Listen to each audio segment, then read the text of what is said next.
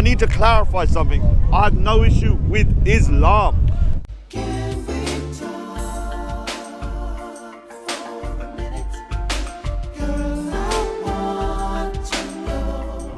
Some of the awards that you gave out? I gave the award for COE, got the best channel. Okay. The biggest. As voted by the public or no, the judges? Obviously me. I'm the most important person. Also, the biggest coward award went to I'm an Indian. Okay. So the people that won the real award for doing something good got an actual award, and people that are just cowards and the lowlifes get these little potatoes. And he couldn't be here tonight, so here he is live via satellite. No, don't worry, I'm gonna give it to Little Line. Okay. The reason I wanted to talk to you because I saw that video with Omar. I wanted to speak to you too. And obviously I heard him talking about me. I mean, I could only hear squeaking after a bit. But okay.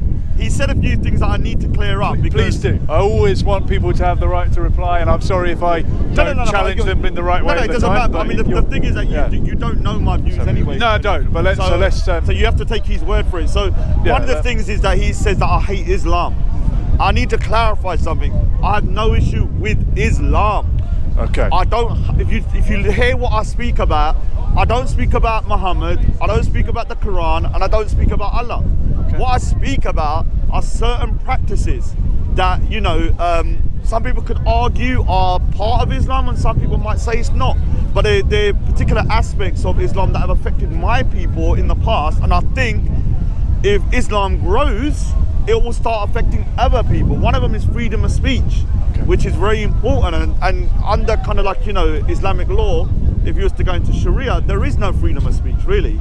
Well, and so the other thing is that in some people's interpretation, or in a strict interpretation. No, all interpretations. You cannot blaspheme the religion of Islam under Sharia, and all Muslims would agree with that. So for me, although I don't like, because I'm religious myself and I believe in God, I don't want someone to say, about my holy book or my gurus and stuff. So I don't really say it, but I don't go around saying Muhammad's this or this or that. But you still can critique, and this is one of the issues I have with some of the Muslims. They don't understand the difference between critiquing and ridiculing. There is a difference. And so when I'm critiquing certain things, I'm not ridiculing or hating your faith. Muslims are here trying to convert people. So if you're in Speaker's Corner trying to convert people, I think people have the right to question what you want people to convert to. But look, there are passages in the Quran that say to the unbelievers, you have your religion, I have mine. There's another part that says there is no compulsion in religion. There might be other bits that say you mustn't blaspheme, but in a book that thick, you're going to look for the bits that you want.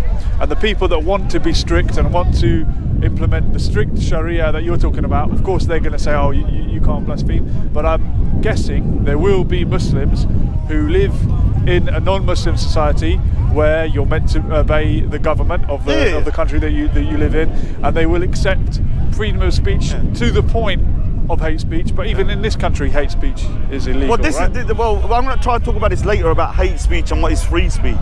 There are a lot of people, I don't like what they say. But I still believe they should have the right to say it without being prosecuted or attacked or violently kind of suppressed. So sometimes it's good to hear the bad things so you can at least hear people's true thoughts. Now, one of the things is that I heard him say that, Raj, I've got like a grudge. Or basically, one of the discussions was that because of the Islamic conquest of India, I have this grudge and I'm holding it and stuff like this. Now, one of the reasons why I don't hold a grudge, because I'm a type of person that believes that the best way to defeat your enemies is to be better than them. And the Sikhs, big up to the Sikhs, we were better than them. We ended up conquering the conquerors. And that is something that I think is a good way to defeat your oppressors or to show them up. When did that happen? Which battle are you referring to? So basically the Sikh religion is quite new, the 15th century. So up to like 1760, 1780, the Sikhs are being persecuted to the point to near extinction. There was 2 genocides by the Islamic conquest. But by the 1800s, we ended up ruling all the way from the Punjab all the way to Afghanistan. So within 50 years of oppression, all the way up to the 1800s, we ruled that particular area for 50 years.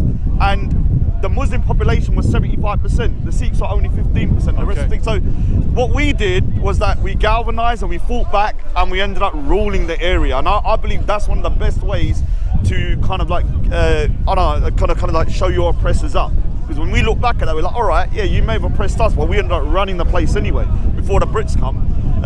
But the thing is, what I want to say, the reason why I talk about the Islamic conquest of India is that whereas the West, we know that slavery is one of the worst crimes against humanity. But most white people would agree. Yes. And they would agree. They may have different stances on whether you should get over it, whether you should try moving forward, but most people would agree it's a crime against humanity, and they're not gonna, what I call, kind of dispute the figures. Now, with most Muslims I've met, when I talk about the Islamic conquest of India, it can range from, yeah, I know it happened, but it wasn't that bad, to all the way to nothing happened. And to give an example, Adnan Rashid, who's one of the most prominent scholars at Speaker's Corner, said to me that not even 1 million Indians were killed over 800 years. Now, remember, my estimate, or most people's estimate in India, is 150 million. So you can see how that would be kind of disrespectful to the Sikhs. And that particular scholar is a mainstream scholar. So most I would Muslims, imagine you'd feel like how Jewish people feel when the Holocaust was denied. So it's hard for me to accept that when I mean, the conservative. I mean, I don't know the facts, Yeah, but I mean, I'm certain there were. I mean, one of the things is I'd never said not a million, but yeah. I proved. I mean, 1 million's quite bad anyway. Yeah, even a Right? a million's bad, but I showed him with particular facts from his own scholars that were there at the time, who wrote it in their chronicles, that they killed in one day 100,000 Indians, executed them for being idolaters in one day. And so it's very difficult when I know all this stuff and it's coming from their own sources and then they're denying it. And so for me, I do sometimes get frustrated and angry, and I start calling them out and saying, look, your people, because obviously Omar is now Muslim, so their people would have collaborated with the Mughals, the Islamic conquest, the same way that they say that the Sikhs collaborated with the British. Because the Sikhs, although we had a war with England and the UK, 2 wars before we were, before we had the colonisation, we did kind of, I wouldn't say collaborate, but we did kind of, like, it was a lesser of 2 evils, basically. It seems like the Sikhs have suffered at the hands of everyone, from the British to the Muslims and the I don't even Indians. consider myself an Indian because I don't like the Indian government and the way they're treating Sikhs. So there is this kind of nuance within the Asian community where you have one group who sees history one way and then another group that sees it totally the opposite. Is there anything that the Sikhs have done collectively that you would be critical of? Yeah, I mean, Maharaja Ranjit Singh, the guy that actually conquered the Punjab, and Hari Singh Nalwan and all these guys, they were not pussycats. We're not pacifists. Was there any mistakes they made? I don't know if there was mistakes, but I would say there were certain things that, transgressions. I mean, obviously Hari Singh Nalwan was such a general that even for years to come, the way they used to put the children to sleep in Afghanistan would say Hari Singh Nalwan's coming. So he was it's like the boogeyman. I'm going to say that what he did was pretty savage. But sometimes you've got to be a bully to beat the bullies. Do I agree with violence? No. But sometimes you need these men that are kind of going to stand up to these particular individuals. And so I don't agree with the whole conquering of Afghanistan, but that was just the way the world was at that particular time. Because if you're asking people like who was the man you mentioned, Adnan, to criticise what Muslims did, and I think there is a danger of Muslims saying no, Muslims have never put a foot wrong, and there might be Christians who say no, Christians never put a foot wrong. It's good that you acknowledge. But the thing is, Maharaja Ranjit Singh was not a perfect Sikh. We don't see him as a religious figure. He was a king, and so obviously kings will have, let's just say, responsibilities and stuff that and what they're going to do to conquer sometimes might seem pretty brutish on the other side. And Muslims should be able to say that about Mughal emperors, etc. Because they're not prophets. I know, but they're not. Yeah, but the problem I've seen is that when they start criticising the Islamic conquest, they have to then acknowledge that the way they criticise the British, they don't criticise Islamic conquest. Once you criticise the British, you must hold the Islamic conquest up to the same standards. And if you're calling people that collaborated with the British as traitors, then your people were traitors who collaborated with the other invasion for 800 years, with the Muslims, because your people converted and they started cooperating with the Muslims. Yes. So there's a real kind of nuance about it, but I can see that. But most Muslims were like, no, the Islamic conquest fine. It was a great. I actually have people saying big up to certain emperors who were mass murderers. Okay. Yeah, who were mass murderers, and you hear them say big up to Aurangzeb.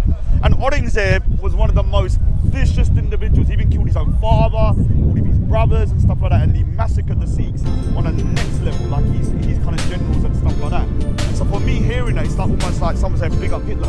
Well, history is written by the winners, Yeah. and it